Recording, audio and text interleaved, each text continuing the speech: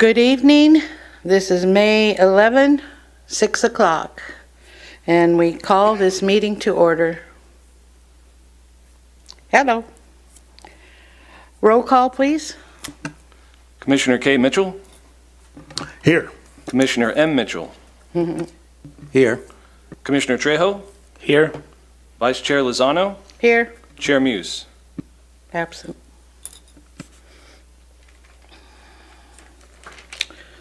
Okay, I would like to say the Pledge of Allegiance, and would M. Mitchell like to do this, please? Please I stand. pledge allegiance to the flag of the United States of America and to the republic for which it stands, one nation, under God, indivisible, with liberty and justice for all. Thank you. Okay, has everyone had a minute to look at the agenda? Who would like to approve that? Make a motion to approve the agenda? I'll second it. Okay, Commissioner K. Mitchell, Yes. Commissioner M. Mitchell, Yes. Commissioner Trejo, Yes. Vice Chair Lozano. Yes, Motion passes unanimously. thank you. Okay, we have the minutes from April 13. Did everyone get a chance to look at that? Who would like to have that approved? I move As- that we approve the minutes from the April 13th Okay. meeting. I second. All right, Commissioner K. Mitchell, Yes. Commissioner M. Mitchell, Yes. Commissioner Trejo, Yes. Vice Chair Lozano. Yes. Motion passes unanimously. Okay. Do we have someone that's going to make a public comment? Are you going to, sir, or? No. Okay, so I don't have to read that, correct? Correct. Okay, new business. Stephen Shaw, Deputy Police Chief, are you ready? I'm ready. How are you guys tonight? Good. All right, let me double check and make sure my stuff's working here. Which way do I point this thing at though, Daniel? All right, hang on a second. Okay, let me just make sure that this works. Okay, cool. So we've talked a couple times about staffing, and I want to give you an update on staffing, where we are currently at, and the goal for the future here. So currently, the police department is staffed for 33 officers and 3 community service officers. As of today, the department has 29 officers and 3 community service officers. And let me give you a breakdown on those officers. The 29 officers, that goes from the chief of police down to the newest officer, where we have 1 in the police academy. So obviously currently one chief police, 1 deputy chief. We have 2 commanders. So those 4 people make up the command staff of the police department. And we have 5 sergeants. 4 of those sergeants handle our patrol. They're the watch commanders. And then 1 of those sergeants is in charge of the detective division. We have 5 detectives. 1 of those detectives works on a task force, the Coachella Valley Narcotics Task Force. So we have basically 4 detectives that are in-house at any time, and then that 5th detective, although he's on a specialized assignment, we do call him in from time to time to assist with investigations that we have when we need an extra body. And then we have 15 officers assigned to patrol. And of those 15 officers, 1 of those officers is what we call a 960 officer. That's a retired officer. He's back basically working part-time. That officer only works usually 1 day a week, sometimes 2 days a week. 1 of those 15 is an officer that we have, trainee that we have in the police academy. That academy class graduates about mid-June, so about a month away from him graduating there. 3 of those 15 officers are currently in our field training program. 1 of those officers in the field training program is toward the end of the program. We expect within the next week or 2 that that officer will be out on his own.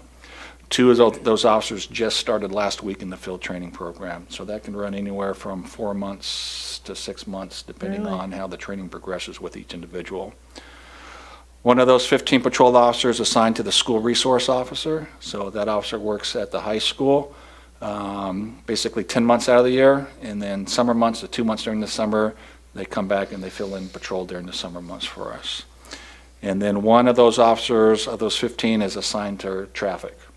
So that officer is currently in a traffic car, works a day shift, predominantly is supposed to work traffic, but it's not uncommon that that person gets pulled off because of calls for service and stuff like that, but traffic is their main function. So that gives us our 29 officers. And again, 33 is what we're allocated for, so we're about 4 short to reach the maximum staffing. So what's our priorities? We talked about it before, recruitment is the biggest priority, is getting folks to come in and apply and join the police department here. I've mentioned before that we partnered with Epic Recruiting.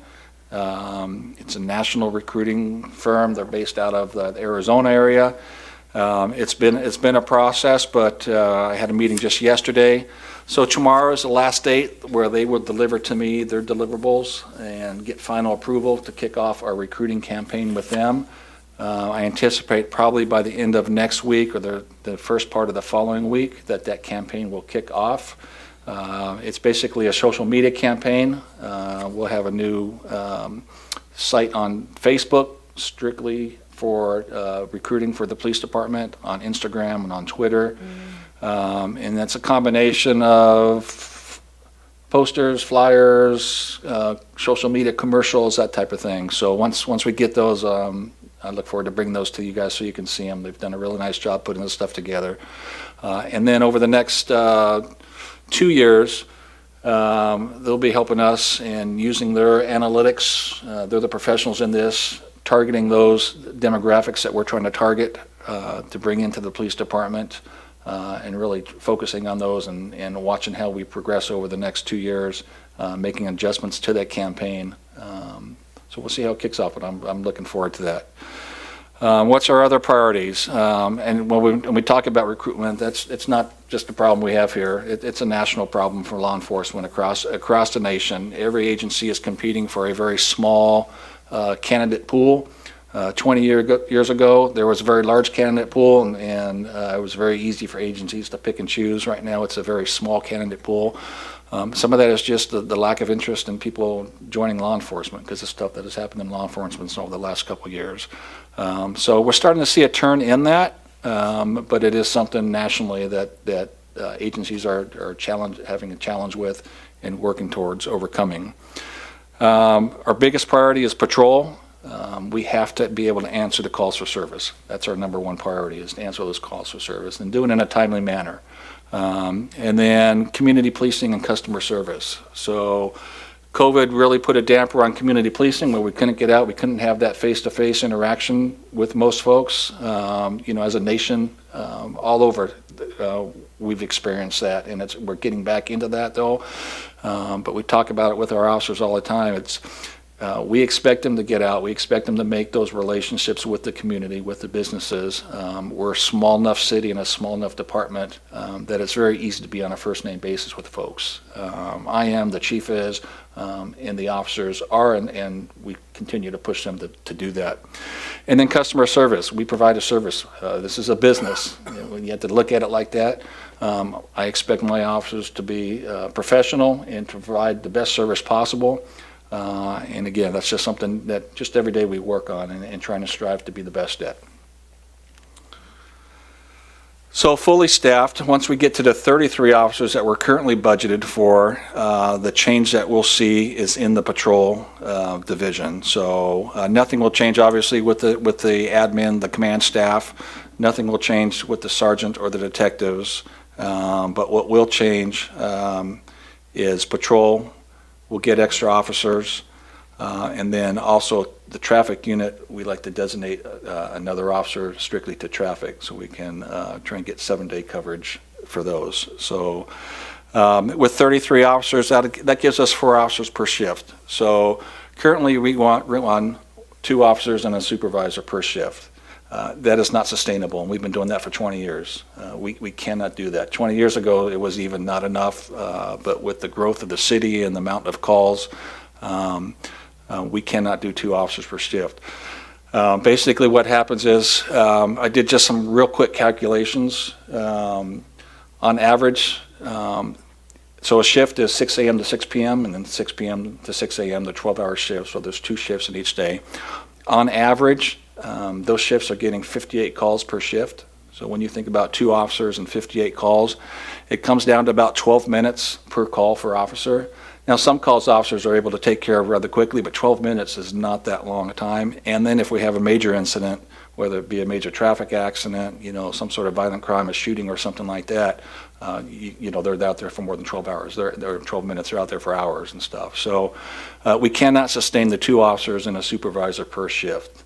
4 officers would give us that ability not only to field those calls, but then allow that time for officers to do the proactive work, to get out into the community, to get out of their cars and make those connections and those relationships and those bonds with the community. 2 officers right now, it's just going. They have a problem right now as it is they gather reports during the shift. And most of the time officers are either working overtime at the end of their shift or at the end of their work week when all reports have to be completed and turned in. And working overtime to finish those reports and stuff. So that's why we need to beef up those patrol numbers. So those numbers with the 33 gets us to where we need those 4 officers, but we still need more than that. And looking ahead, what we're looking at, obviously the city is growing both commercially and residentially, and we're trying to look down to 5 and 10 years down the road here and where the police department needs to be. Again, we've talked about the recruiting, and we've established that strong recruitment campaign that's kicking off here shortly. And then the priority is going to be obviously still the patrol and where the officer are assigned. Additional officers beyond those 33 will allow us to have additional officers for patrol. We want to put together a homeless liaison team and a dedicated traffic division. So what do we need?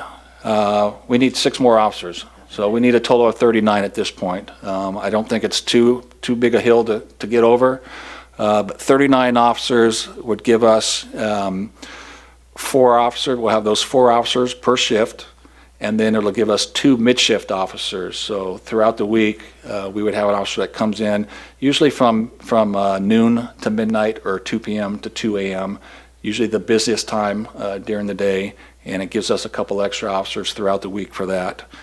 We still keep our school resource officer.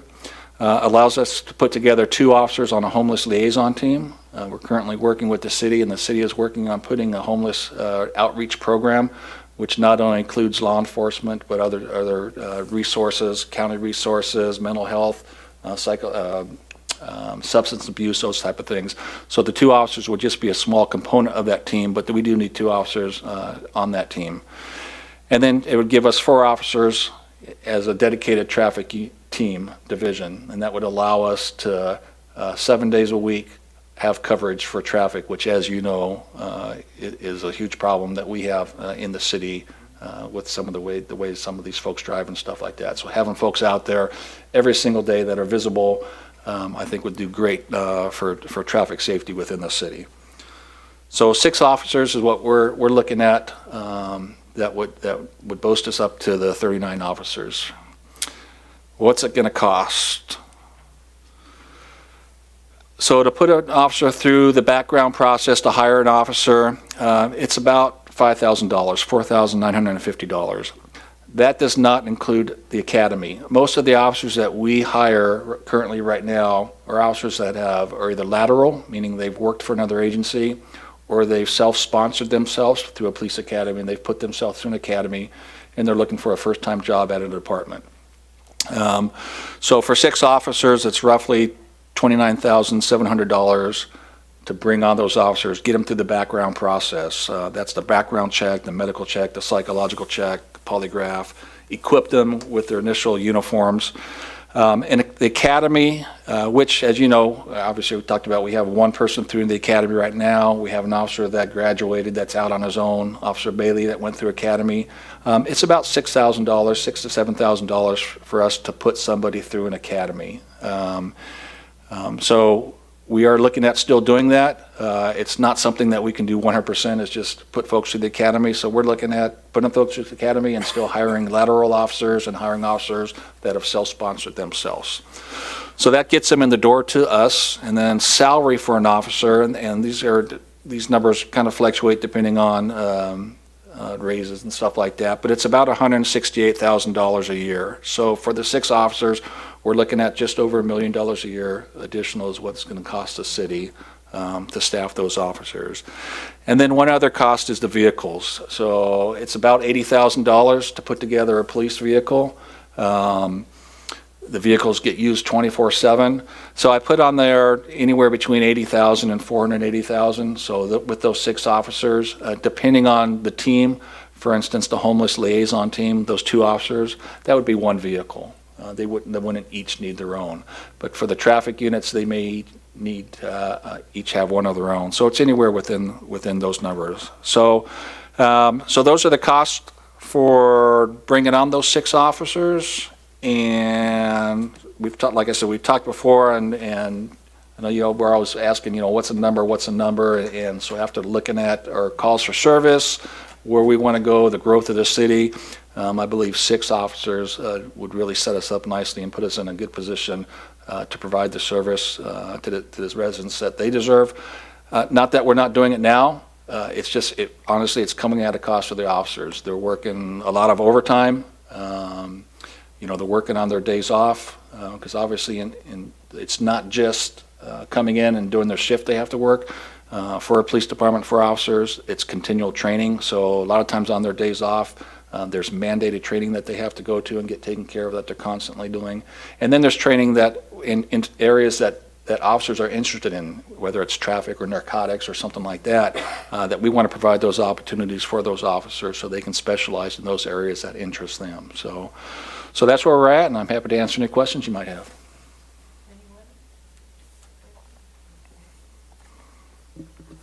Thank you. This is very informative. I'm looking at the hiring cost. I have an HR background, Okay. and I know how much it costs to recruit and to hire. This doesn't include recruitment, overall training of officers over a year, 2 years, 3 years. And I guess my concern in terms of hiring, there's a break-even point where, you hire an individual, how long, the number of years they have to stay Sure. for you to break even, basically, when it comes to all the training. Do you know how much that cost is?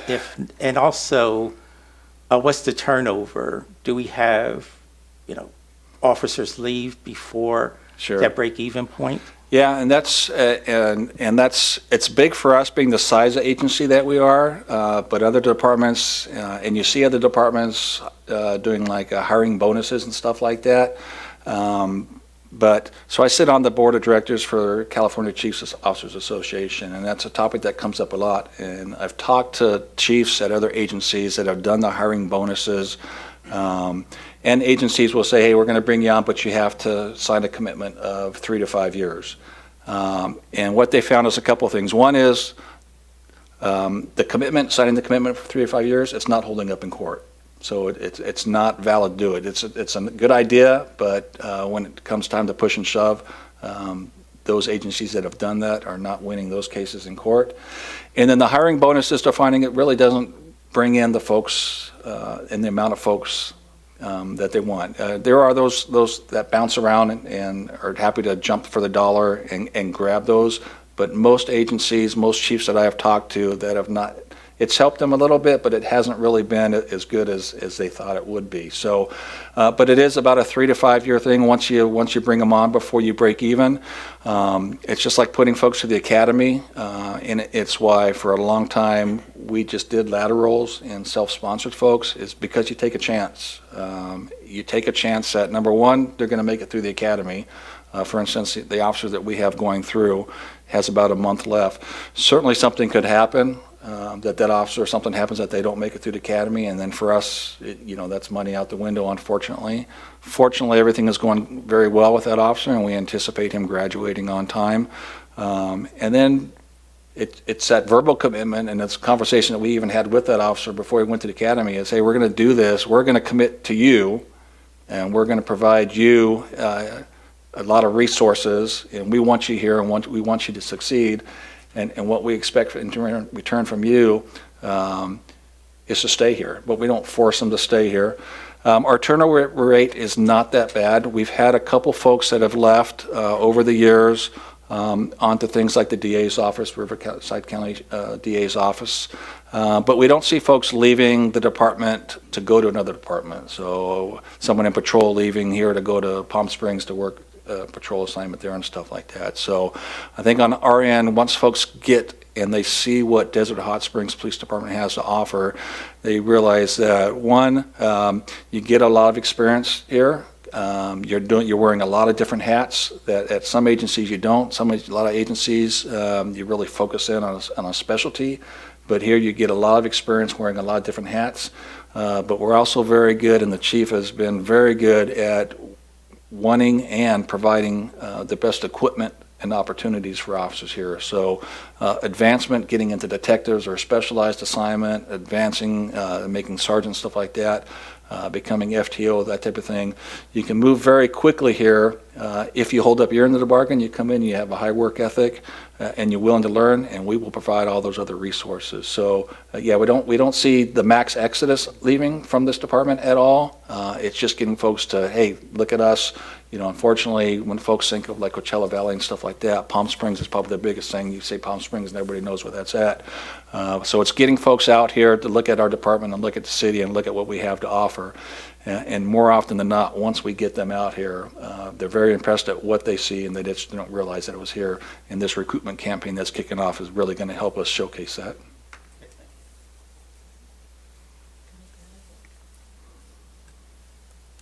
Oh, thank you.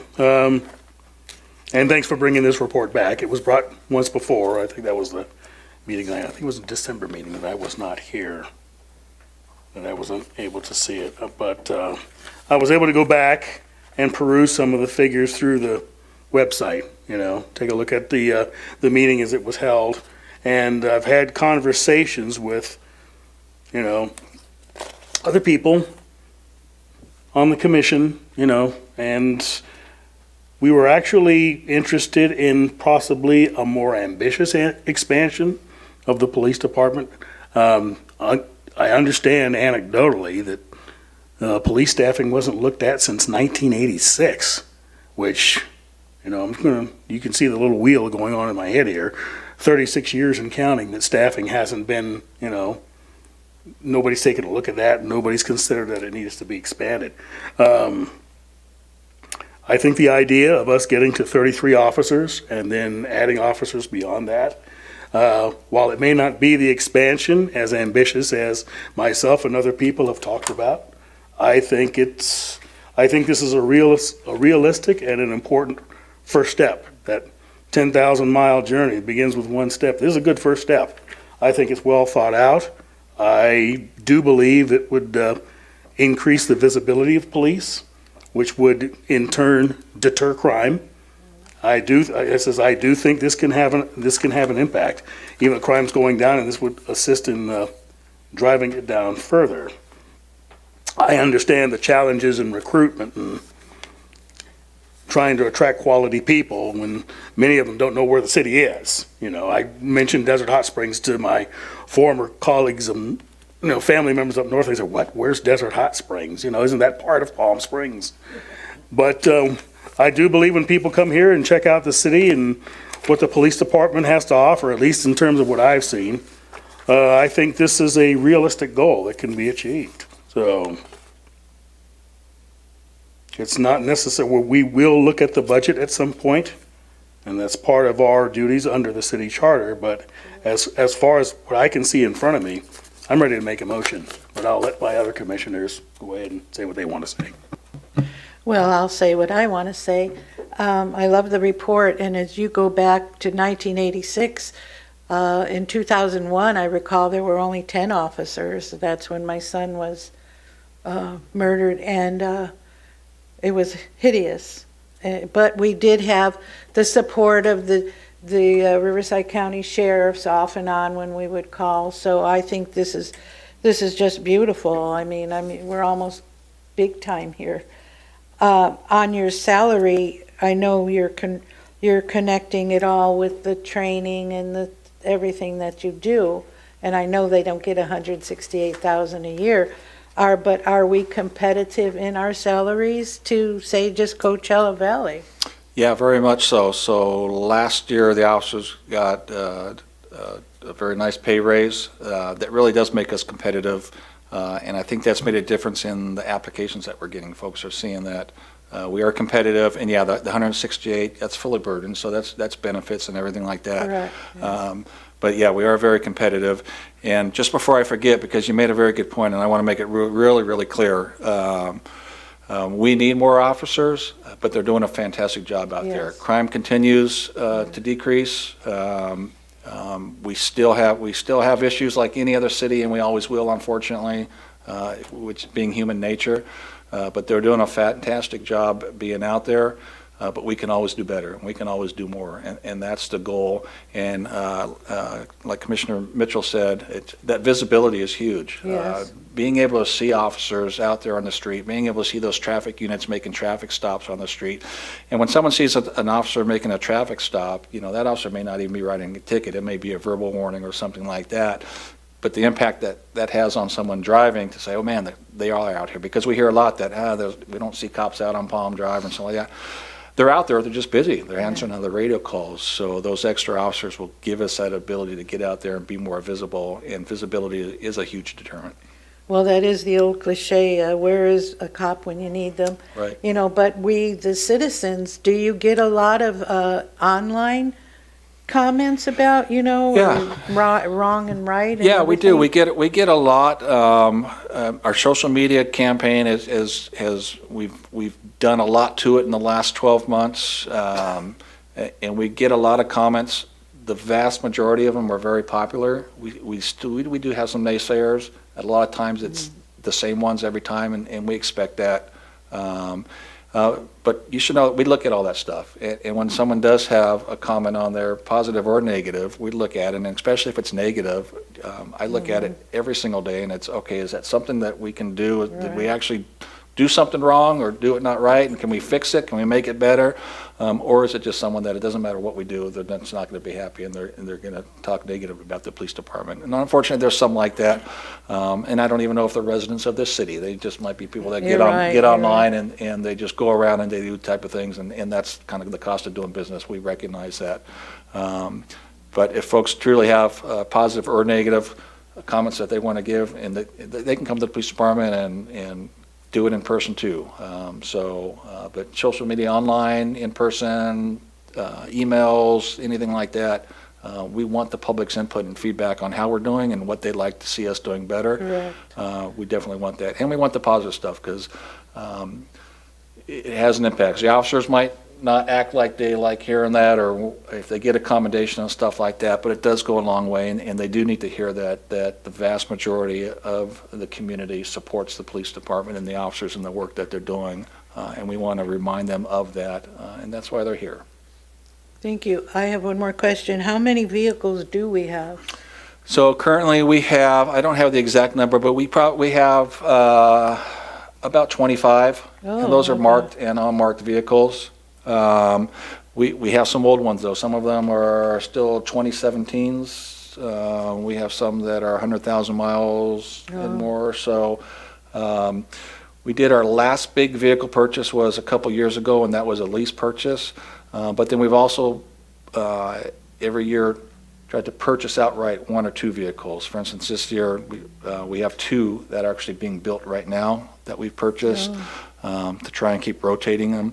The patrol vehicles are the ones that get the most use, obviously, because most of those are used 24/7. One shift gets off, and then another officer jumps in the car and keeps going, so those get the most miles on them. Detective vehicles and admin vehicles, they don't, obviously, because they're not out patrolling every day, but it is a huge expense. The upkeep on the vehicles is a huge expense. We're running close to $90,000, $100,000 a year just on vehicle maintenance. Just to keep them running. But obviously, we need the vehicles, but we're doing pretty good with that. But Absolutely. that's one of those things that it's constantly, even with the vehicle lease, I think we did like 9 vehicles, and that was a 5-year lease. Well, when the lease is up, those vehicles are done. It's time to swap those out. So, and that's why we're trying to buy 1 or 2 every year, so we have those already purchased. Is that including, I think we have, 2 motorcycles? or- So we have 2. We actually have a 3rd motorcycle that's being built right now. Okay. One of our motorcycles, the mileage are to the point where it's not gonna be retired, but that motorcycle is gonna become a training bike for a new motorcycle officer when he goes to the academy, and then it'll be a spare motorcycle. So if my motorcycle goes down for maintenance, they'll be able to jump on that bike. Oh, But it's one with enough mileage on it that it shouldn't be ridden every single day, but we'll be hanging on to use that for that. So yeah, so that includes now 3 motorcycles. We have the new transport van, the new prisoner transport van. I don't know if you've seen that, but that holds, I want to say it's 11 people. Wow. And so that's allowing us, instead of making, 4 or 5 trips to jail, we can make 1 trip, load them all up in there and make 1 trip. And our community service officers are doing a lot of our transport for us. But that's being able to cut down on those trips and save the patrol vehicles from that transportation back and forth, because that's what's being used to transport them now. So we have that. Thank you. Your reports are very clear, and I'm really happy to hear all of this in this day and age, and I hope that more people do want to join the force and get on it, And I've always said Desert Hot Springs is the best.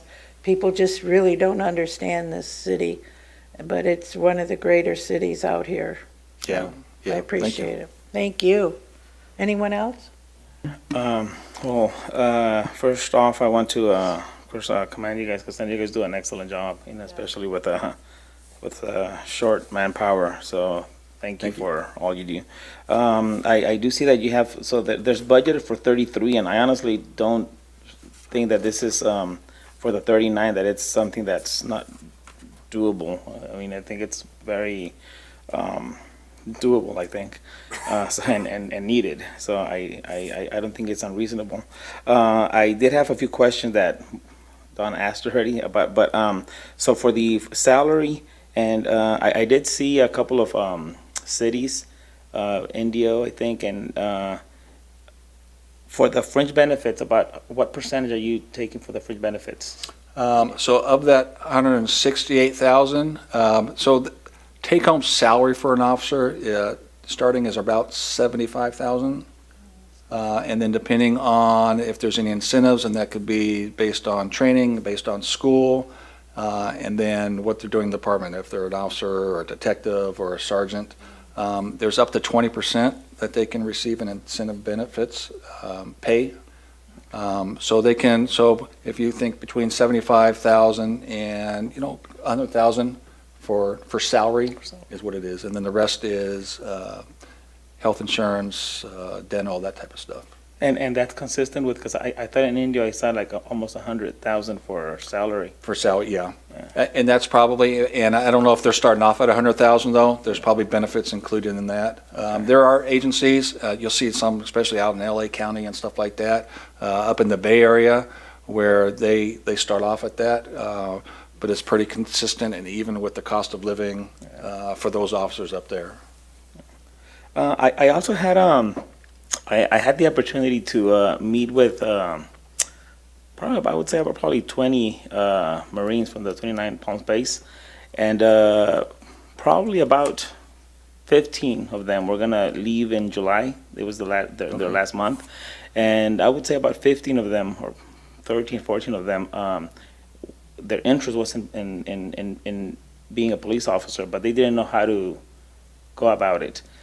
Do you guys ever do any recruiting with the Marines? We do. We have gone up to the base. We've gone to the colleges, both in San Diego County and Riverside County. But I'll let my folks, I got a couple folks that normally do the recruiting, go out and let them know to get back up there and hit them before they leave. So, because, that's a great work pool to tap into. We get a lot of military folks getting into the military and stuff like that, and they're already service-oriented. Right. They're into that type of thing, and it's an easy transition for them to come over to any type of public safety. So I'll let my folks know when they can get up there. Oh, awesome. That's it. Thank you. Mr. Mitchell? Oh, okay. When you talk about their salary, is there a ceiling involved there? And like, do they get raises? Like, Yeah, so the raises, there's not, for the officers, there's not a yearly COLA raise that they get. But so the officers, the police officers union has an MOU with the city. The current one's been a 2-year MOU. They're getting ready to go into negotiations, and whether they do a year MOU or 2-year, that's handled on the negotiation side. And then that's when they talk about, okay, if and when there's going to be raises, at what point during that MOU contract will those raises come in? And sometimes they load them in at the front, sometimes they load them in at the back end, sometimes they're spread out and stuff like that. But yeah, there's not just an automatic cost of living increase for officers. That's all negotiated through the union and with the city. I see. Thank you. I think Commissioner Mitchell wanted to say something, make a motion of some sort. Well, yeah, if all comments that have been made and all answers are satisfactory, I was going to go ahead and make a motion that we recommend the staffing expansion in this report to the city council. Of course, would there be a caveat is that we would continue to evaluate the progress and see just what effect it would have on crime statistics and so forth. And we would revisit the issue if necessary. If this expansion turned out to be not enough, then we could come back to the city Right. council and recommend that we expand further. And if this expansion is enough, then we could stand at that level and be assured that we have adequate law enforcement as we need. So how would we put that in a motion? Well, from what I was hearing, your recommendation is a staff expansion to the city council for the police department. Now, you made that motion. If there's a second, we could take a vote and I could move it forward. Second. Okay, let's vote. Commissioner K. Mitchell? Yes. Commissioner M. Mitchell? Yes. Commissioner Trejo? Yes. Vice Chair Lozano? Yes. Motion passes unanimously. Well, that was just wonderful. Thank you, Chief Shaw. And moving on, we can read code compliance. That would be, oh, I don't see her. Christina? Right here. Christina? No, I'm not Christina. I'm Tyler. So, yeah. Please. So code compliance reached a total number of 186 total service requests. We completed 450 inspections. We issued 125 notice of violations. We issued 63 citations totaling $240,000. And 21 shopping carts were removed from the streets. And there was 54 inspections performed by the overnight STVR officers. Code compliance responded to all short-term vacation rental complaints during the days of the recent festivals in the Coachella Valley. And we conducted enforcement efforts to short-term vacation rentals operating without a license. Compliance officer Human opened a case for a storage of a trailer on a vacant lot and an illegal chain link fence surrounding the property. Numerous notices were sent to the property owner. Compliance was given by the property owner after having an open case for several months. Compliance officer Brock conducted a vendor sweep. 2 illegal vendors were found to be operating on Indian Canyon and Pearson, and Cactus and Two Bunch Palms drives. Both vendors were informed that they could not operate within the city limits until proper permits were obtained. In addition, code received complaints for food vendors operating in county's jurisdiction. Compliance officer Brock contacted Riverside County Code Enforcement. Code compliance officer Sarton received a complaint from St. Elizabeth's Church about an overgrown tamarisk tree. The tree posed a concern for the church's roof. A notice was sent to the property owner, and the tree was removed. Compliance Director Christina attended the League of California Cities Code Compliance received an abatement warrant to demolish all properties at the Sahara Hotel and all properties surrounding the Sahara Hotel. Code Compliance Officer Messer completed the demolition of 2 properties, one being an abandoned fire-damaged hotel and the other a garage-like structure, both located on Club Circle Drive. As usual, I love your before and after pictures. I have still my own self, I complain about 2 bunch palms, say from Little Morongo, and the smell. It's strong, all the way by the school, you know. We made rules for that. I don't know why we smell any kind of pot or marijuana, whatever we call it, cannabis, whatever. Yeah, there is a regulation for the odor So- control. Who's going to take care of that, though? I mean, every time I go past it, and I don't do it, so I find it not good. We do have a cannabis team that should be conducting inspections of those filters. Well, not inspecting the filters, but inspecting that they are maintaining all of their equipment properly to help regulate that smell. One of the difficult things is when you go out there, it's hard to pinpoint where the smell's coming from, Of which course. facility it is. And a lot of these facilities, they harvest around the same time, so they're all kicking up a little more than usual, and it all adds up together to make one big smell. How often are those inspections? Do you get all of them? You know, at some point you, Yes, yes. So they inspect every one of them. I believe it's quarterly, oh, okay. but they're out doing inspections every day. Okay, I'll bring it up next month if it's still there. Okay, anyone else have a question? Commissioner Trejo? Hey, Tyler. First off, congrats on your award at the Big Heart. Thank you. That's right. The only thing, and it's just out of curiosity, what made up that big jump in the dollar amount of citations from previous months? Yes, so we were out there conducting the enforcement for illegal STVRs that are operating without the licenses, the appropriate licenses, and those citations are about $5,000 citations if they're caught operating without the licenses, and we found a lot. Wow, that's a lot. That's really a lot. And what's the return on those on the payment of the citation? Do you find that it's about 100%? So for Payment the to them? payment of that citation, our goal isn't to cite. Our goal is to have them reach compliance, gain compliance with them, and have them pay their TOTs that are due every month. So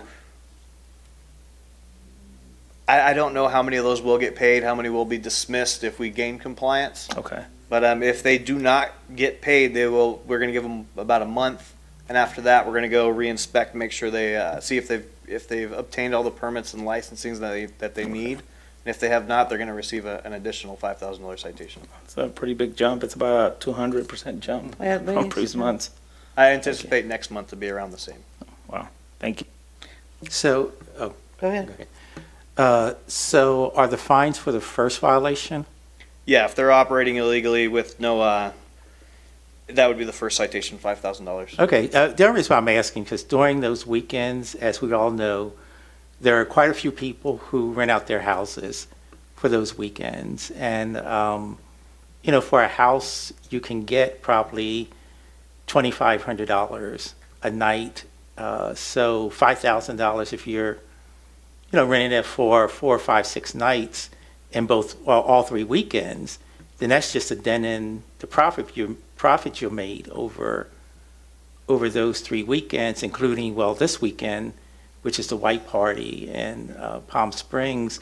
So yes, $5,000 is a lot of money, but if you're making $25,000 over a 4-week period, then it's really just a little dent. So, you know, so for a second offense, what's the fine? We're going to continue to stay at the $5,000 level per citation on that, for if they're operating illegally.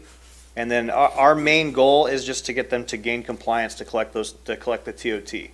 Well, and I guess my concern is if if I'm just being cited and there are no other ramifications, then I can just keep doing it over those weekends where I can make a lot of money. No, That's we're going my to concern. continue to cite every month. Okay. And then we'll continue to cite every single month, even if they're not renting out right now. They're still going to get that Oh, okay, 5,000 every okay, month. okay, thanks. But is there a ceiling to that? I mean, they just say, okay, thank you, goodbye, and they'll pay, maybe they'll pay it. What if they don't pay for several months? What do you do? And nothing changes. So if the citation goes unpaid, we're going to add penalties and fees, and it'll be assessed to their property taxes. Okay, all right. Commissioner Mitchell? Thank you. I'm presuming that some of the officers going to the short-term vacation rentals were the part of the private concern that we contracted to? No, the Were ones they that were doing assisting those were actually myself, Officer Brock, and Officer Human. Really? Yes. Okay. And what continued role does the private concern play as far as this is concerned? When you said that, the private concern, are you talking about iSecure? Yes. So iSecure, we're no longer contracting through with them. Oh, you're not? No, we hired two additional code officers to replace them at night. Doing this will allow us to have better enforcement practices. We have a little more power than they would have being a code officer. Okay, that's good. I'm going to commend you guys on finally handling the Sahara Hotel and the other fire-damaged hotel and garage structure on Clud Circle Drive. Those were kind of pet peeves of mine because of the hazard that abandoned buildings present. You know, homeless going in there starting fires, and now we've got a different kind of a problem. I did have a question. There was one other structure that's been on my list, and I passed it on the way down here.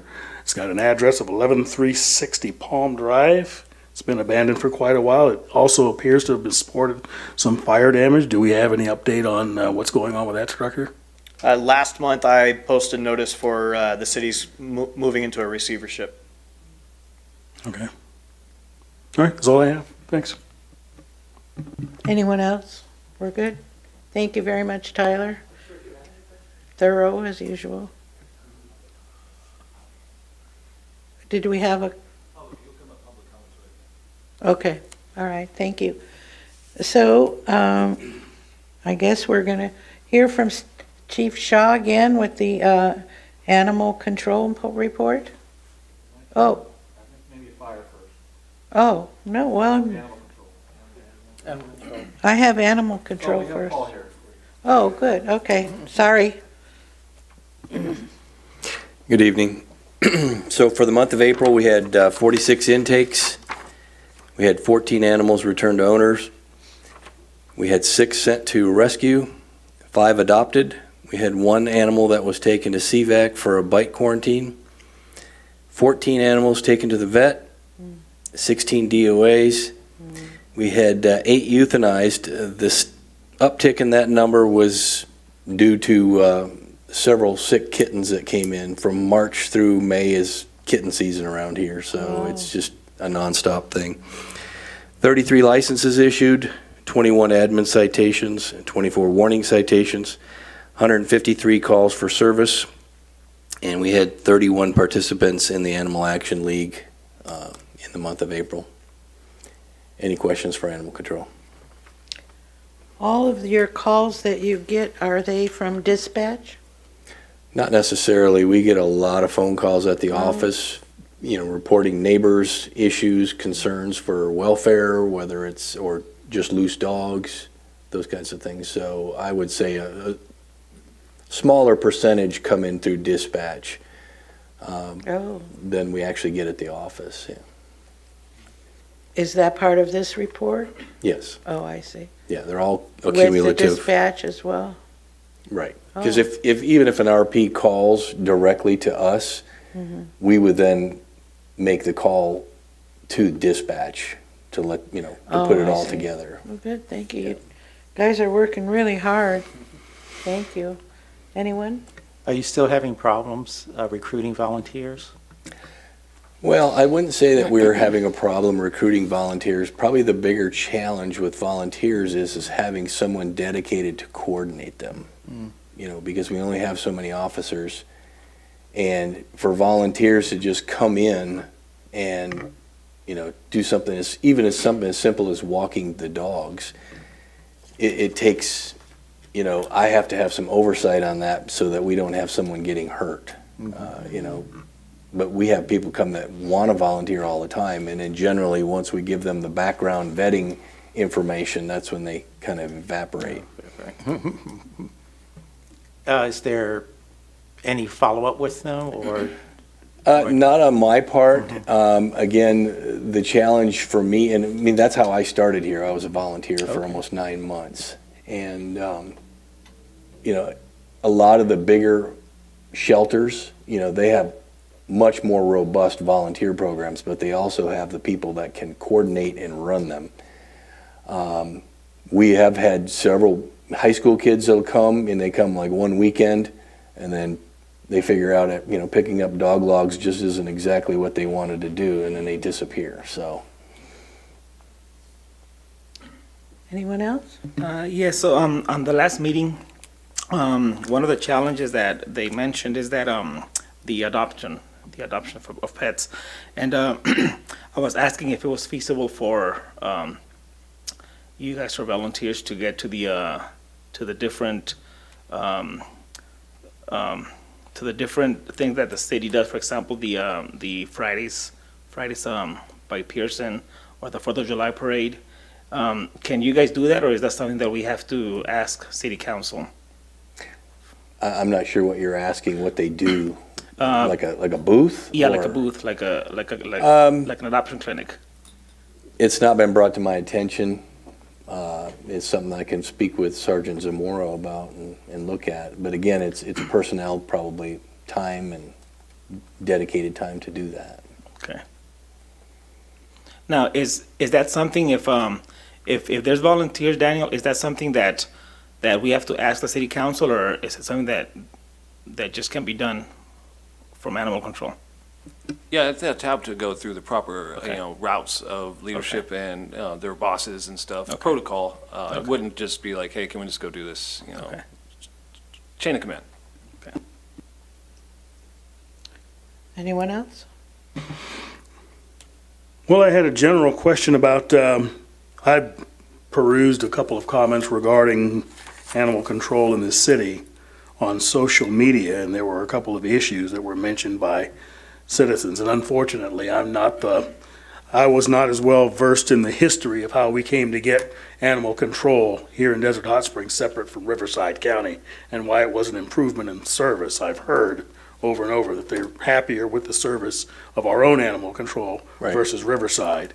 Apparently, there are some people that have the opposite point of view, and they brought up a couple of concerns, and they just brought to mind general questions. One person was concerned about the size of the facility only being able to house a maximum of 10 dogs. Is there any truth to that? Well, yes and no. I mean, we do have 10 kennels, Okay. but we also have overflow kennels. Currently, we have 26 animals at the shelter, so that's just canines. Mm-hmm. We also have 10 cats, so the challenge that we have is, as far as opening up additional space, is just like as Deputy Chief Shaw, was presenting, it all comes down to money, and expanding the facility. And Sure. So, yes, we do have only 10 kennels, and as we get into summer, that'll become a much more important factor, because if we start shrinking them down, and what I mean by shrinking them down is having a dog on each side, then they're no longer accessible to the air conditioning side. Okay. So, but we do have overflow kennels, and unfortunately, our overflow kennels have become permanent kennels.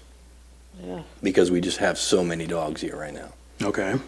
I know that there was another person mentioned a concern about if an owner were to surrender an animal. And I guess probably logically drawing a conclusion from what you just said that it may or may not be possible depending upon space and your Correct. staffing and. You're absolutely correct, sir. Okay. Yeah, we haven't been able to, it's very selectively entertain owner surrenders. We try to pursue other avenues for them, but we probably get a phone call per day, somebody wanting to turn in an animal. And at some point, it's just not safe to continue bringing every one of these animals into the shelter. Sure. And in that event, are you referring them to Riverside County or? No, Riverside County won't take an animal outside of their jurisdiction. We do the same thing that we're trying to do, and that is to resource rescues, go out on social media, see if somebody can rehome the dog, something along those lines. Unfortunately, folks fail to realize when they get a pet that it's a lifetime commitment, and it's not, hey, it's great for 2 years or whatever, and then the kids lose interest and now they want to turn them in. Sure. So That's understandable. Well, how is your staffing now, by the way? we have 2 officers and a supervisor. So 3. 3. 3 bodies. Okay. Yes. All right. And, well, there was another question, and I guess this might be more appropriately asked to the city council, because there was an issue with the animal hospital in the center of town. And I guess there was supposed to be a purchase of that structure with the hope that it would be leased out by a veterinary business, a veterinary hospital. I don't know any of the details, but my understanding is that's still in the works. That's still in the works? Yes. Okay. All right, well, thank you for that. I appreciate sir. it. Is that it? Thank you very much. Thank you. Very hard job for 3 people. If I may interrupt, Vice Chairman Lozano, we can let this gentleman come up and speak if it's okay with the commission. He would just have to state his name for the record, and he'd have 3 minutes. Okay, should I read the blurb or? No, he can come up. It's fine. Sir? Oh, please step up to the podium and turn the mic on. State your name for the record. Hi. I didn't come here to talk, but when I heard Tyler talk, it really brought up an issue. So my name is Jake Stalmach, sorry, and I'm a local resident. It brought up something that has been bugging me for probably the last 2 or 3 years.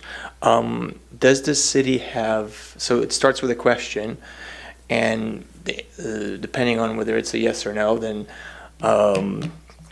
I want to ask another question. So does our city of Desert Hot Springs have a noise ordinance?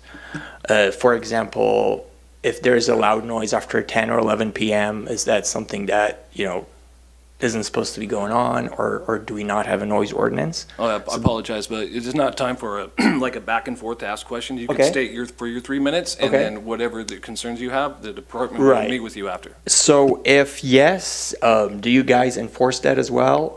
That's kind of my question, pretty much to you, because it borders on kind of what you were talking about the illegal short stays or vendors and stuff like that. So yeah, my question is, do we have a noise ordinance, and are we enforcing that? Thank you.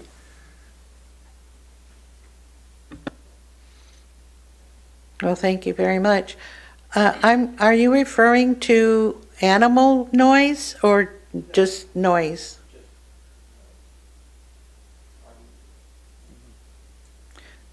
I was going to say, Chief Shaw, can you? Yeah, I'll get with them afterwards. Okay. All right. Thank you so very much for coming and speaking. All right, next on my list is Fire Department. Mike Beverlin. Good evening, Commissioners. It's been a long 4 weeks of music festival activities. The Eastern Division Chief and myself as the Western Division Chief were the incident commanders for the mobile fire force that gets put into place at the music festival. So we pretty much stayed on the complex for the 3 weeks of the festivals. And so I know I missed a couple of meetings here and there, but had battalion chiefs come stand in for me. So just wanted to let you know that the music festivals went well. Safety in the area remained high. I think at the height there was 122,000 attendees in week 2. And then there's an additional roughly 30,000 people that are on the site working. So, the city of Indio, I think the population is around 90,000. So we bring in an extra 150. It's That's tough. pretty crazy. So just know that we staff up extra resources for those weekends, and we'll be doing the same thing in October to be prepared for those things. Made a lot of contacts with our federal partners to make sure that, we're all in the loop as far as, terrorist threats and those sort of things. So lots of good connections throughout. We've been meeting for, months to get prepared for this, and all the different agencies get together. So just wanted to kind of give you a little excuse me, behind the curtain activity that, it's just a long process, and we take it seriously, and we understand that it's, between the music festivals and the tennis events and the golf tournaments and all of those things, that brings in several $1 billion of TOT throughout the years. So those even though it's not in Desert Hot Springs, it's an important event to everybody.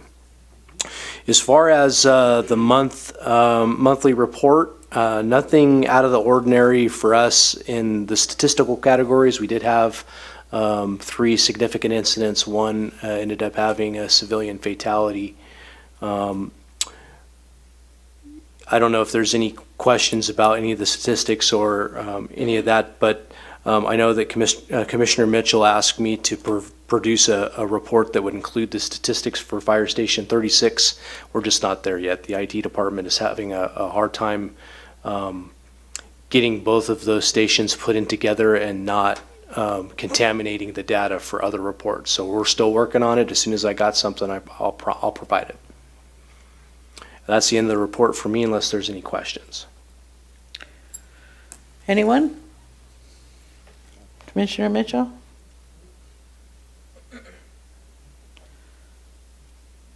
So as you referred to the festivals that you were heavily involved in the east end of the valley, were you a part of a unified command down there? Or did you have a unified command with law enforcement, EMS? Just 3 entities. Three It would entities? be the Indio Police Department, Riverside County Fire Department, and the vendor Golden Boys. Okay, all right.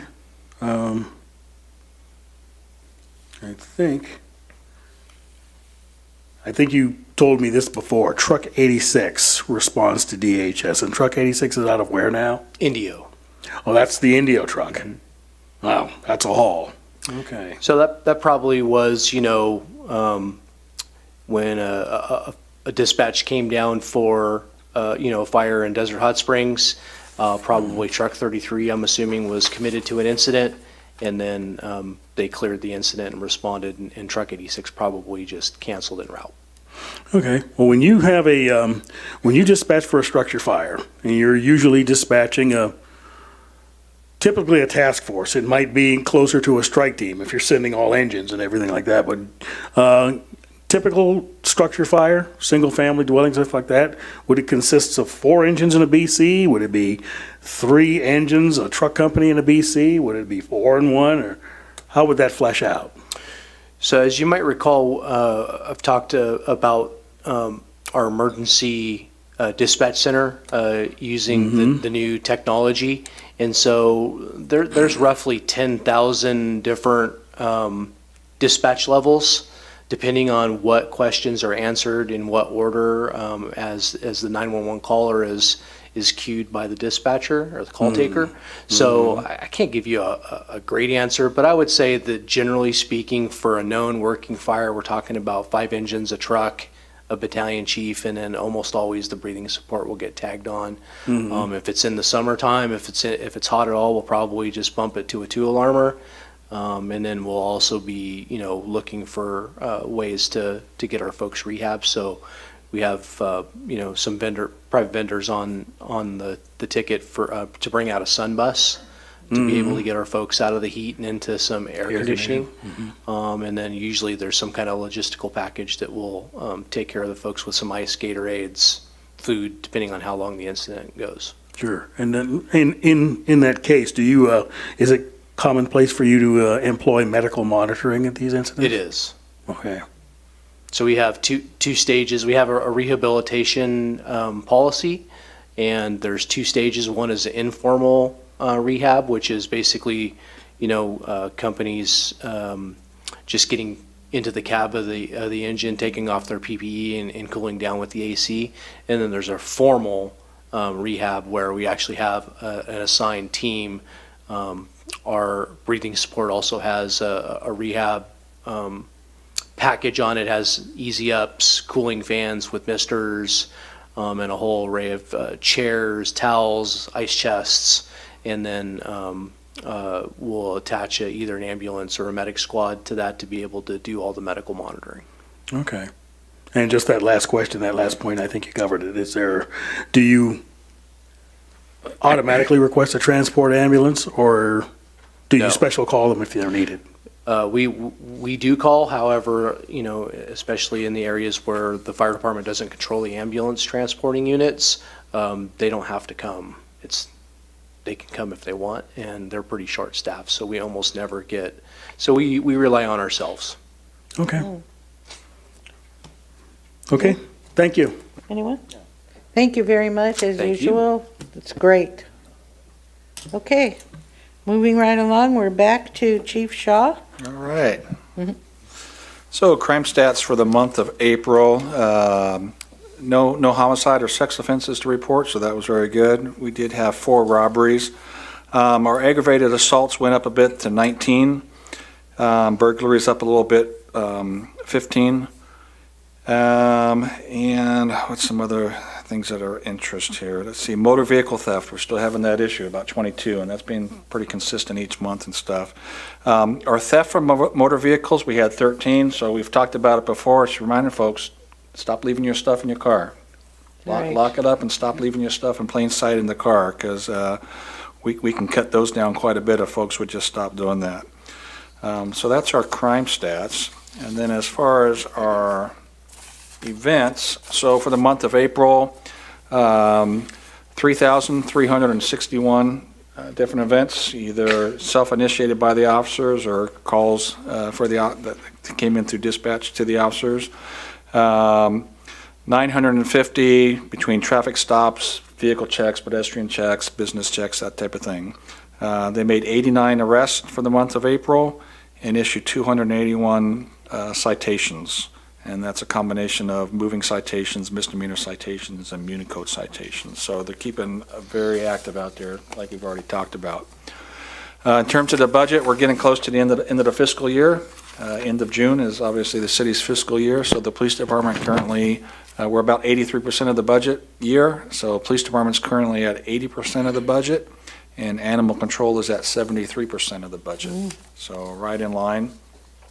And then I brought, as I mentioned before, from Cal Chiefs, we had a meeting last month, and we're in the legislative cycle up in Sacramento, and I just wanted to talk about a couple pieces of legislation that are going on, challenges for law enforcement throughout the state of California. And these are legislative pieces that they're not law yet. They're going through the motions right now. There are things that Cal Chiefs and police agencies oppose, but I just want to let you know kind of what we're up against. One piece is that something that would prohibit consent searches. So if an officer stops somebody and asks for somebody permission, hey, can I look in your bag? And someone says yes, if that piece made it through, we wouldn't even be allowed to ask somebody for consent searches anymore. There is a piece of legislation that's trying to prohibit the use of police canines. It's getting rid of the police canines, we don't have any here. We used to have 2 here in Desert Hot Springs, but most agencies support some sort of police canine program. They're excellent deterrents. They cut down on the use of force. They're excellent search tools for suspects or articles and that type of thing. Some of the other highlighted ones that I wanted to talk about. There's AB 1034, which would prohibit the use of facial recognition. So we use some facial recognition, and what folks have to understand with that is if we have a suspect, maybe we have a picture of someone on video and stuff, or we have someone that we have stopped and they're refusing to give identification, there is facial recognition software out there that we can use. The important thing to remember is even if we get a positive hit on that, we need more than just a positive hit from facial recognition for us to be able to move forward. We can't arrest somebody just based on that or say 100% that that's what that person is. It's a tool that allows us, to gives us more probable cause or reasonable suspicion to ID that person and use that in our investigation. There is a bill out there right now that would decriminalize hallucinogens. So they're moving again towards finding narcotics and drugs and hallucinogens and making them legal. And then there is a bill also out there that's on the table that if a police officer does get in some sort of lawful use of force situation with someone, so they arrest someone and there's a use of force, whether that be just physical force or they use their taser or something like that, that individual, although it was a lawful use of force by that officer, can then go to the DA's office through the Victim Compensation Fund and collect funds for being injured if he's injured by that police officer, even though the officers. So there's some real crazy legislation that's out there. I just bring that up just to remind folks. We go through this every year. Law enforcement has changed a lot over the last couple of years. It continues to. Law enforcement, we are more than happy. We want to change, and there's things that are good for change, but then a lot of it gets bogged down by some of these things that are, at least to us, are kind of ridiculous, and we just want folks to know about it and contact their local representatives if something in there doesn't seem right to them or seems kind of wacky, and let their representatives know that, hey, I don't support that, and you know, we have folks up there that represent us in the legislation, so they should be doing their jobs and listen to the communities that they serve. How can we get a list of all those things? I can get that for you. Will you? Yeah. I would really appreciate that. Yeah. Thank To you. echo that, I'd like to, are you going to put this information on the website for DHSPD? We can, I'll run, but we haven't yet, but there is stuff that we do behind the scenes, but that is a good idea just to let folks know. And, you know, we talk about a lot at community meetings and stuff like that, but again, on the social media, on the website would be a great place to put this stuff, so. Yeah, cool. Anyone else? The only comment I had is for the Fridays, nights on Pearson. Yes. Does that affect any of your manpower out there? Or?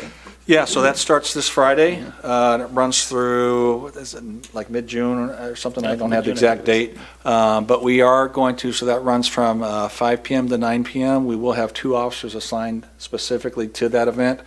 So Palm and Pearson, there's no road closures. This Friday will be the first one, so we'll be out there kind of assessing, hey, you know, what's this gonna look like? What's the crowd gonna look like? Is there a need to do any road closures? Is there a need to do more officers, or it's just some roving officers out there? But for right now, for this week, we will have 2 officers assigned there. They'll be there on overtime. It's an overtime assignment, so we're not pulling from patrol or anything like that to work that event. Okay. Thank you. Well, I have questions, but let's do with, we're down to our commissioner reports, and I'll just put that in mind. Maybe start with Commissioner Trejo. Sure. So one of the things that I wanted to talk to the commissioners here is that so I was looking at the Desert Sun, and there was a new released homeless point in time data for 2023, and it's really eye-catching. I mean, it's really going up, and in Desert Hot Springs, it more than doubled for the homeless population. So I was wondering if there's anything, I didn't see anything out there, but if there's anything that's being worked on for the homeless population, and if not, if maybe we can work on something to present to the council, whether it be creating a task force to deal with the homeless population, and maybe getting put them in places where they can sleep instead of being out there. I know that one of the fires was caused because of the homeless, right? I think it was that big 5-acre fire, a 2-acre fire. Right. that I was- know that there were some unhoused population in the area. I don't necessarily know if that was the cause of the fire. Okay, yeah, but it's everywhere. I see them all through Palm, and I just think that it's something that we need to tackle because it's getting bad. And at that rate, I think we're 3rd in the valley, but at that rate with Desert Hot Springs being with DHS doubling this year, if we go at that rate, we'll probably be right on top. Well, I think, would that be a motion to present to city council? To be able to attack the situation, to see what we can do? Yeah, I would believe so, but I do know there are programs that are moving forward for all of these things. It's, they have a homeless liaison, as I think the chief mentioned, and it's in the process, and there were things coming on, I think at the old Carl May, where they were talking, but that's kind of moved away. I'm speaking out of school right now, so directly asking me questions about what the inner workings of all these programs are, probably not the best, but if you want to make a motion, get a second. I could speak with Gerald, the city clerk, and talk to the city manager's office and see what I could do to help you guys present a presentation if you would like.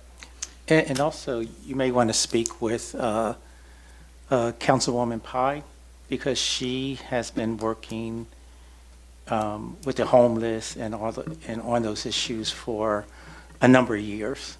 And it's not an official committee or commission with the city, but that's one of the projects I know that she's been working on. Okay, yeah, because I was, and that's one thing that I wanted to find out, because I also saw that for the 2023-2024 budget for the state of California, they're actually giving out grants to cities to help out with this issue. So if there isn't anybody out there in the city doing it, maybe we can start putting something together. We do To have go a after those grant grants. person, don't we? Yes, there is a new worker, full-time grant writer that we have for the city. So I know he started maybe a couple of months ago, so he'd probably be a good liaison. I can get you his card Awesome. on the way out, too. Might want to just email him directly. Thank you. Well, there you go. Is that helpful? Then we're good to go? Commissioner Mitchell? Yes, I have a few things. The shift change at Teeter is really a traffic hazard. You know, I'm glad that they are employing a lot of our citizens. However, if you're driving through there during the shift change, it is a traffic hazard. Not necessarily on the north side of Two Bunch, but on the south side of Two Bunch, because literally they're lined up in the middle of the street. And they're lined up in the middle of the street and then lined up turning south on Little Morongo. And I've been through there a couple of times, and you could see, the traffic and the other cars just trying to juggle to get around those that are waiting to get into Teeter. And I know that it's the shift change because they're just waiting for those individuals to leave so they can, go into the parking lot. But it is a traffic hazard. So that's one thing. And Commissioner Mitchell, last month you mentioned about maybe going on the road with our meetings, which I think is a good idea if we can do that. But also, I think we should reach out to the public safety committees within many of our communities and invite them to attend our meetings, because I don't think anyone reaches out to them. I know Agua Dulce has a committee. We have a committee over in Mountain View. And we have chairs of those committees, but I don't think that they are aware that either we exist or when we meet. So we may need to reach out to those individuals as well. We have a problem with what we are to do, and I think taking it out there, what do you expect for us to do? Well, just hold our meeting meetings in everybody. Different. We're mostly a Yeah. budget. Well, I think when I brought up, it was brought up by city council members. And generally what we would be doing is we would just be taking this forum and we would be putting it in a different physical location for the purpose of maybe attracting people who otherwise would not attend these meetings.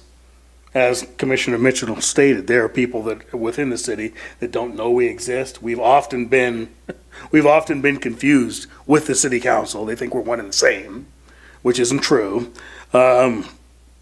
Another way of bringing us a bit closer to the public. Now, there are challenges in doing that because, of course, you'd have to have the technology for people to be able to, to roll calls, voting, televising the meeting, and other problems as may arise. But conceptually, I don't think it's a bad idea. I know that there's one facility in particular where we have the State of the City every year, and we're familiar with the technology necessary to televise and get the particulars of that meeting out. So that would be probably my first choice if we were to take this forum off campus and maybe put it in a different area to get a bit of a different demographic to show up to the meeting. And I think that was what the city council members that mentioned it to me were thinking. I don't think it would necessitate a change in our role. We would still be an advisory body to the city council, but it would just be a matter of getting us out of City Hall. The city council members are very adroit and very experienced at going out in the community, meeting people, shaking hands, meeting with business leaders, meeting with public safety committees from certain subdivisions and things, and for us to have a similar opportunity. And maybe in the future, people will recognize that there is a public safety commission. And if they want to see changes in the public safety services delivery, that they can come to us first. Yeah. And I just think it's a good idea for us to reach out to those communities that have public safety committees and let them know that we exist, and, send them information about our meetings when we meet. Just a reminder, because we're not top of mind with probably many individuals. Right. This is more for, also in a previous life, I had a research background. I spent 20 years doing research. And if possible, since we're not going to meet in July and August, if I'm correct, in September, for the first 6 months to get year-over-year numbers, because the numbers that we see are basically in isolation, and we have nothing really to compare it to versus, month to month, to me, doesn't make sense, but we could do the first 6 months of this year versus the first 6 months of 2022. It'll give us a better picture of which direction we're going in, compared to last year. And this is just more of something for all of us to remember, because because I wasn't here last month, I did watch the video last week, and there were times where people didn't have their mics on, but they were talking.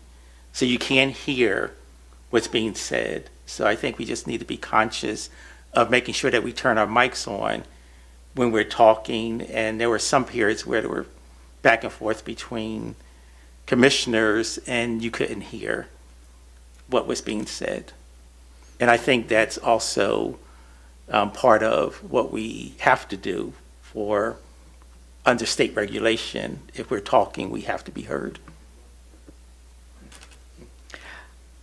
I think that what you would like to do, we both agree with moving on and moving out, and I think that Attorney Mizrahi would certainly have to guide us in that and tell us how far we can go and what we can do. Because our role, as she defined it several months ago, was totally different than what we were used to doing. We can listen to you, but all we can do is direct to this person or that person. So going out there and meeting in other areas, we need to have a real clear definition of what we can do and what we want it to happen. And I could speak with the city manager's office to talk to Ms. Mizrahi about possibly giving that same presentation. Yeah, I as think well. that's a 'Cause good idea. There's new commissioners Sure. too, so. Good idea. Thank you. Okay, okay. Well, the only other thing, I think, oh, I'm sorry. Yeah, I just spoke about that. I thought it was on, sorry. which we can talk about at a later meeting, the emergency preparedness as well as the National Night Out. Okay? Well, that's going to segue into a little bit of what I had in the commission report. I did attend by virtual. I did attend virtually the Coachella Valley Public Safety meeting. There is a regional public safety committee Oh. that encompasses. It actually they invite the city of Blythe as well to participate. Oh. So it goes all the way out to the eastern border of Riverside County. And we're going to touch on Commissioner Mitchell's point in a second. There were a couple of things that were said in that meeting that may have some pertinence to Desert Hot Springs. There was a presentation, or actually just a brief talk by the fire chief of Cathedral City, and he talked about what Chief Beverland mentioned a few minutes ago about AMR having trouble staffing their rigs and putting adequate ambulances out on the street. It's been a problem since the COVID epidemic, and it's persisted, unfortunately, and Cathedral City has taken it upon themselves to upstaff a second ambulance. And how that pertains to our city is it goes back to the urgency of getting the squad and/or the Quint in service at Station 98, or whether we choose to put the Quint at 37 and put the engine at the 98, but getting that additional fire rig and getting them out responding to medical calls, because there may be an unfortunate delay in transporting patients from the field to definitive care. So another presentation was made on behalf of the school districts, the use of school resource officers. And we have two school districts in the valley. I guess it's Desert Sands and Palm Springs Unified that still advocate the use of school resource officers in the traditional sense. Having, a police officer on the site of the high school, at least here in Desert Hot Springs. I'm not sure exactly where they're allocated in the Desert Springs School District, but the Coachella Valley's district uses a different approach called restorative justice, and where they don't use necessarily in the traditional sense school resource officers. And how this pertains to our city is we're looking at the expansion of our police services. Right.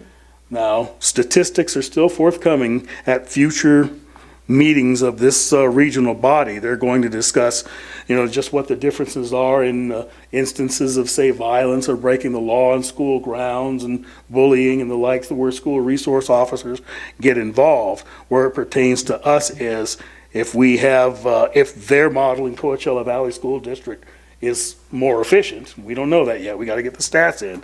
If it's more efficient, then if we were to adopt that model, that's one more police officer that we can add to the report that we just submitted for referrals to the city council.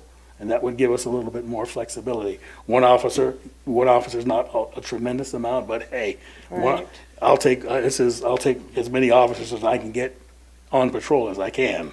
So that's something that will bear worth watching, and I'm going to be, hopefully I'll be attending the next meeting in person. I got my days mixed up, but that's why I did it virtually. The last point in talking about the Commissioner Mitchell is there was a representative from there is a Coachella Valley Disaster Preparedness Organization.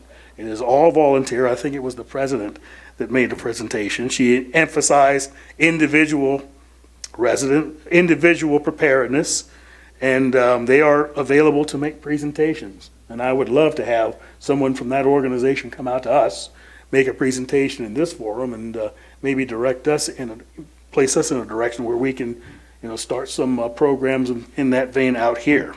They do provide training. There's an active shooter training that's coming up pretty soon through them, presented by the Riverside County Sheriff's Office. For more information, they have a website. That's cvdpn.org. For those that use the police law enforcement phonetic alphabet of it, that's Charles Victor David Paul Nora.org. Yeah. And they operate, their offices are 41550 Eclectic Street. Palm Desert, California. And Palm that's- Desert. Yeah, and that's where they hold their training. And that's going to do it for my report. Okay. Just to make one point, when it comes to school resource officers, I know Oakland Unified did away with their police officers, their school resource officers, and they're very big into restorative justice. And they had a lot of support from parents and teachers until they had an active shooter incident, and now that's all reversing. So sometimes it's conceptually, it sounds good until you have an incident, and then people start thinking differently. Yep. Believe me, it was a spirited discussion on the subject at this meeting. There were various points of view from both sides.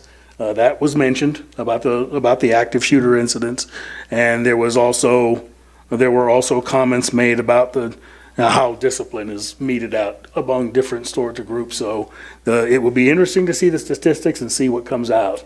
But there's definitely support on both sides. Both sides of the argument have valid points to make. Would that be it? All right, mine is way off everything that we're talking about. But I did want to add that if we would like to move our meetings here and there and whatever according to what the attorney says, wouldn't it be a good idea for maybe each one of us going to a public safety commission meeting elsewhere to see how they do their business and listen, get their ideas? Do you think that would be a good idea? Okay, well, what I would like to do is look it all up, and then we'll talk about who, I can't talk to everybody, right? I can only talk to 2 people at a time a day, or 1 person at a time? Like I could call him one day and then him the next day? Yeah. So would we be agreeable to that? So we could see, let's get out there. If we want to see it, let's get out there and see what's out there. I can get you the information for Okay. Agua Dulce, because I do have that individual's name, Okay. as well as the president of Mountain View's Oh, okay. Public Safety Committee. You have my email? Yes. Yeah, okay. I would appreciate that. Okay, the other thing is it's been quiet for the last few years because of COVID, but Crime Victims Week is every year in April, and they have a big thing in Riverside, and we also have one in Palm Desert every year. And it's quite lovely. It's heartbreaking in a lot of ways, but we see all the support from all the different cities, the people that attend, and we have speakers, and then, the DA is always there, and other detectives, and I didn't see anybody from Desert Hot Springs, and my heart was a little broken from that. The chief and I were there. Where? We were there.